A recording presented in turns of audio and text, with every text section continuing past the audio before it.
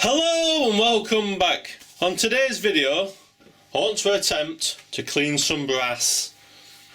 I don't want it shiny, I just want it clean.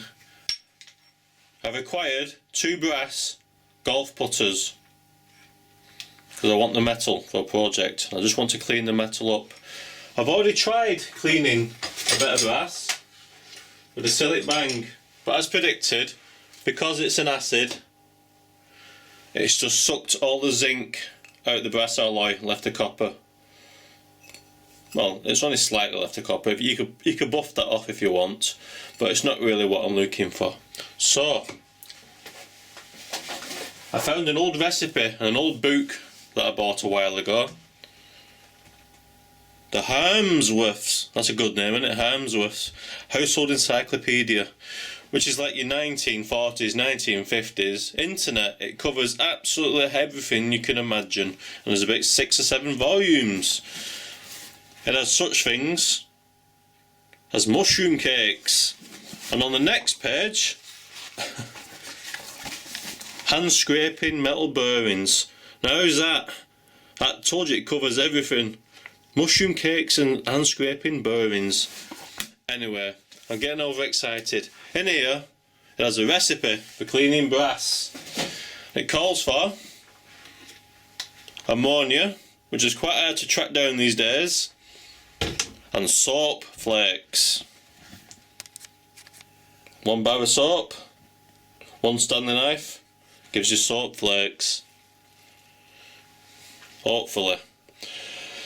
Right, the recipe calls for, I've scaled it down because it's to make a gallon's worth. It's looking like about 30 grams of flakes and 500 ml each of hot water to melt the flakes in, and a similar amount of ammonia. So let's get on with that.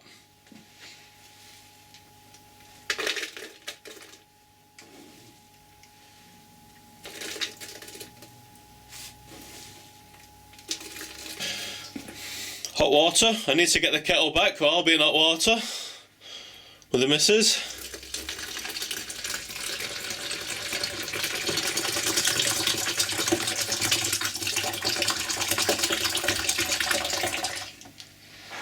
I'll just let that dissolve now.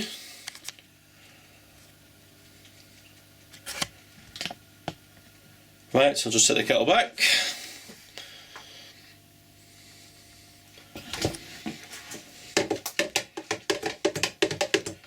In the space of 5 minutes, the soap flakes have dissolved. So if we've learned anything today, it's how to make soap flakes.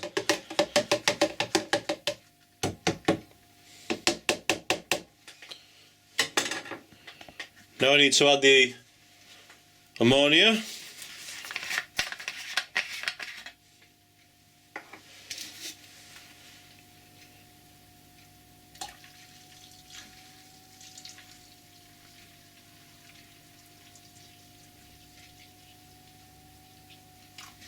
So we're not far off there.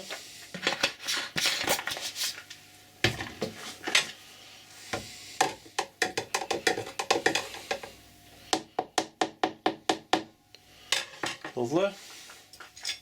As ever, I'm going to have the control club and the test piece so we can tell the difference, if any. Now the recipe and the instructions call for the brass piece to be swished around until the tarnish comes off. Swished, it says. So I don't know how much swishing's involved. We'll see. I've got a bucket of water ready.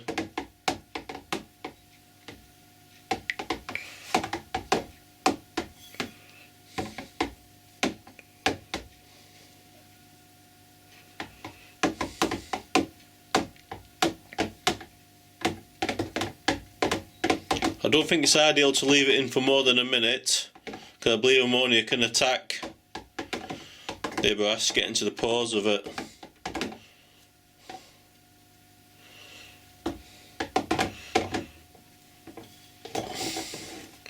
Anyway, I'll keep swishing. I've been swishing away for a good 3 minutes now, I think she's nearly done.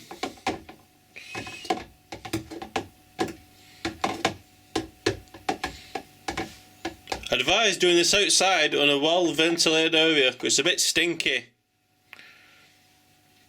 Oh yes, just washing the bucket of water.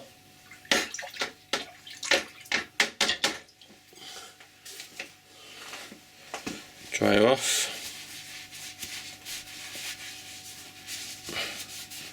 Looks cleaner. Let's get the control club. Before and after sort of thing. You can see, it's definitely cleaned it. It's exactly what I wanted. I don't want it shiny, I just wanted it clean. So I'll say that's a success. I'm going to test it on some aluminium now. See if it cleans aluminium. It's an old piece of a jewel body. So I'll give that a swish in. This stuff's gone like wallpaper paste now, which is quite surprising for the amount of salt flakes I put in. There you go. I tried it on aluminium. I didn't do a very good job on aluminium, so that's a fail. I put this big piece of brass bar in, this 2-inch brass bar, and it's cleaned the tarnish right off. So I'll say this stuff is a very gentle tarnish remover. I think the addition of the salt flakes and the ammonia makes it very gentle, which might be ideal for some applications. That's turned out well. Only thing I've done with that is just clean it off with a cloth and not use any polish or anything. So if you're looking for a clean, non-shiny finish, this is probably the stuff. So these things need to be done. Thanks for viewing, and come again.